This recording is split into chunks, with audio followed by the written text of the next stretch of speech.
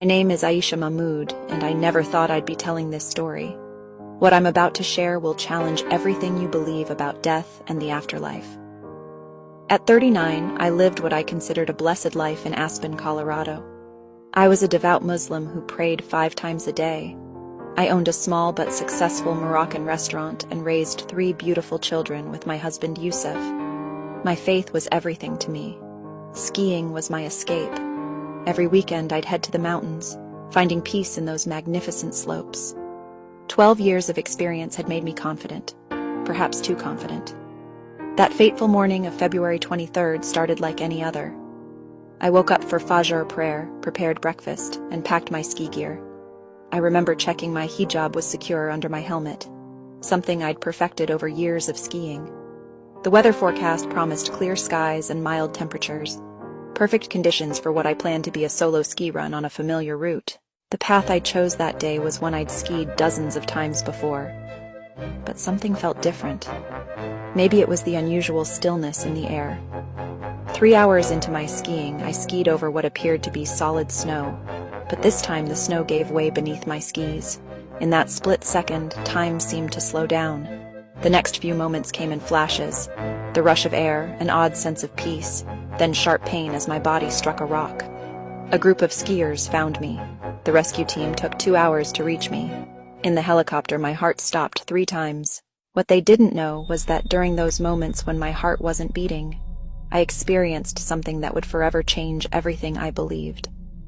I found myself in a dark, swirling vortex. Time lost all meaning as I tumbled through absolute darkness, feeling an overwhelming sense of my own sinfulness. The darkness gave way to a dim, reddish light. I stood on a vast plain that stretched endlessly. The ground was black and cracked, and heat radiated through my feet. In the distance, I saw a figure approaching. My heart leaped with joy. Surely this would be the Prophet Muhammad coming to guide me to paradise. But something was wrong. His eyes were empty, dead things like black holes. When he spoke, his voice was harsh and grating. "Welcome, faithful one," he said, but his words dripped with mockery. "I am who you believed me to be, the one who led millions astray." The ground began to crack beneath us, revealing glimpses of fire below. All around, I could hear screams, millions of screams. I saw other figures approaching, millions of them wearing hijabs and robes, their faces masks of agony as they wandered the burning plain. Before I could respond, the ground dissolved. I fell through layers of increasing heat, each level revealing new horrors beyond description. We reached what felt like the bottom. The ground was transparent like glass over an infinite sea of fire. "Your final destination," the demon said.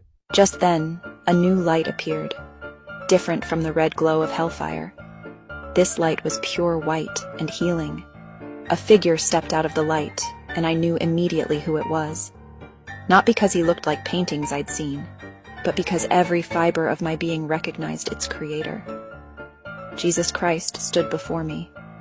His presence was overwhelming. Power, love, and holiness radiated from him. This was not just a prophet, but God incarnate. "My child," he said, and his voice contained all the love and mercy I'd falsely attributed to Allah. "You have seen the truth. What will you do with it?" "Lord," I whispered, using the English word rather than Arabic for the first time in my life. "I was wrong, so terribly wrong." "Yes," he said simply, "but it's not too late for you, Aisha." He knelt beside me. The creator of the universe knelt beside me and touched my shoulder. At his touch, the burning heat of hell receded. "That is precisely why you must go back," he said. "Your testimony will be powerful exactly because you were so wrong. Your body is not yet dead. Your family is praying for you right now, though they pray to a God who cannot hear them. You can return and tell them what you've seen." Around us, the screams of the damned grew louder.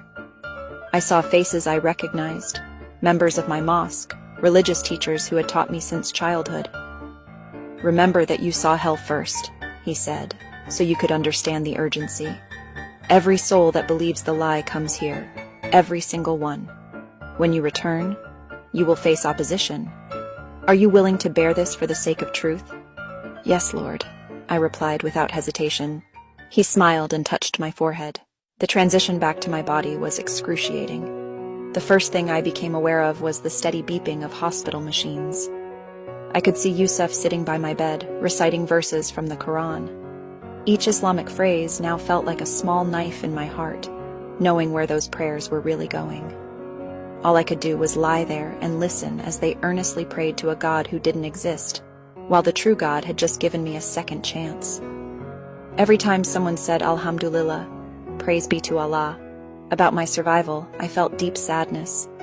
If they only knew the truth about who had really saved me. What I discovered in those moments between life and death changed everything. I had been following a beautiful deception while rejecting the truth that was right in front of me. Jesus told me I would face opposition, that many would call me crazy, that my family might reject me. But I had seen the truth, and I could never go back to the lie. I'm sharing this story not to hurt anyone, but because I love my family and my community too much to stay silent. The truth I encountered was far more shocking than anything I could have imagined. Every soul that believes the lie ends up in that place of torment. But there is hope. Jesus Christ is real, and he is the only way to salvation.